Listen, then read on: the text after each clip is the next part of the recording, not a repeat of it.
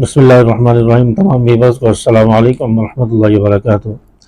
آج کے اس ویڈیو میں اور ولاگز میں ہم جو وسوسوں کے بارے میں بات کریں گے۔ اکثر لوگ یہ کہتے ہیں اور میرے پاس بھی کئی سارے لوگ آتے ہیں کہ وسوسے بہت آتے ہیں، نماز کے اندر بہت وسوسے آتے ہیں، یہاں تک کہ بیت الخلاء میں اگر انسان چلا جائے تو بیت الخلاء میں بھی عجیب و غریب خیالات اور اس کے علاوہ قرآنی آیات وغیرہ وہ بھی زبان پر آ جاتی ہیں۔ تو ان وجہ سے ہم بہت پریشان ہیں، ان وسوسوں کی وجہ سے، اور نماز میں بہت سارے خیالات آتے ہیں تو ہم بڑے پریشان ہیں۔ تو اب اس میں کیا کرنا چاہیے؟ وسوسہ آنا کوئی بری چیز ہے؟ وسوسہ آ جائے تو کیا کیا جائے؟ اسی طرح ایک آپ صلی اللہ علیہ وسلم کے سامنے بھی یہ مسئلہ آیا، وہ بھی انشاءاللہ اس ولاگز میں، اس ویڈیو میں ڈسکس کریں گے۔ آپ ویڈیو میں آخر تک ساتھ رہیں تاکہ آپ کے اس مسئلے کو حل کیا جائے، اس معاملے کو حل کیا جائے۔ تو وسوسے آنا یہ ایک فطرتی عمل ہے۔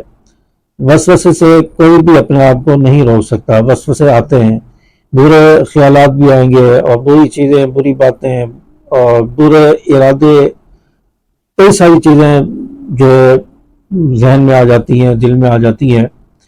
تو آپ صلی اللہ علیہ وسلم کے پاس ایک مرتبہ ایک شخص آیا، ایک صحابی آیا اور آ کر کہنے لگا یا رسول اللہ میں وسوسے بہت آتے ہیں، برے برے خیالات آتے ہیں، اگر ہم بتا دیں تو آپ سن نہ سکیں اور ہمیں جان سے مار دیا جائے، ایسے وسوسے آتے ہیں۔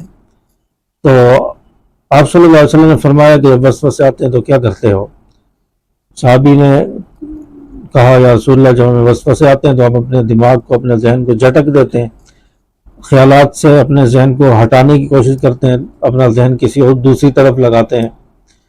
تو آپ صلی اللہ علیہ وسلم نے فرمایا کہ یہ تمہارے واضح ایمان کی علامت ہے، یعنی تمہارے مضبوط اور پکے ایمان کی علامت ہے۔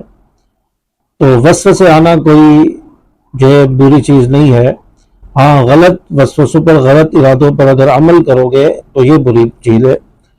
تو وسوسے آنا، اس کو انسان نہیں روک سکتا، اور وسوسے آ بھی جائیں تو اس پر انسان کو پریشان نہیں ہونا چاہیے، اس سے اپنے ذہن کو جو ہے دوسری طرف لگانے کی کوشش کی جائے۔ اور اسی طرح بیت الخلاء کے اندر انسان ہوتا ہے تو زبان پر قرآن کے الفاظ آ گئے، قرآنی آیات جو ہے وہ ذہن میں آ گئیں، اور دل میں جو اس طرح کی کوئی اچھی باتیں آ گئیں، قرآنی آیات آ گئیں۔ تو یہاں پر یہ بات یاد رکھیں کہ اگر قرآنی آیات آپ کے ذہن میں آ گئی ہیں اور آپ کے دل و دماغ پر آ رہی ہیں تو اس کو زبان سے پڑھنے کی کوشش نہ کی جائے، زبان سے پڑھا نہ جائے، کیونکہ واش روم ایسی جگہ ہے، وہاں پر آپ قرآن مجید اور کوئی دعا یا کوئی ایسی چیز جو ہے وہ بیان نہیں کر سکتے، کوئی نیک عمل۔ تو اس لیے تو قرآن پاک کی آیات آ جائیں یا کوئی اور ایسی چیز ذہن میں آ جائے، دعا وغیرہ آ جائے، تو وہ واش روم میں نہیں پڑھنی۔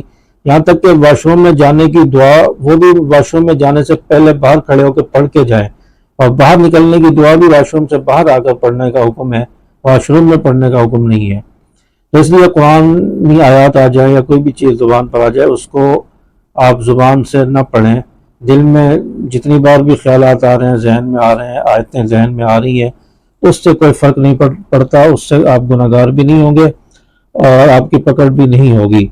تو اس لیے اپنے ذہن کو جو ہے اگر خیالات آ جائیں تو اس کو جھٹکنے کی کوشش کریں، ذہن کو ان خیالات سے ہٹانے کی کوشش کریں، اور اپنا پوری توجہ جو ہے، اگر نماز کے اندر ہے تو نماز کی طرف، نماز کی آیتوں کے اندر، ارکان کی طرف، تلاوت کے اندر آپ کی جو ہے توجہ ہونی چاہیے، اس کے معنی مطلب کی طرف ہونی چاہیے۔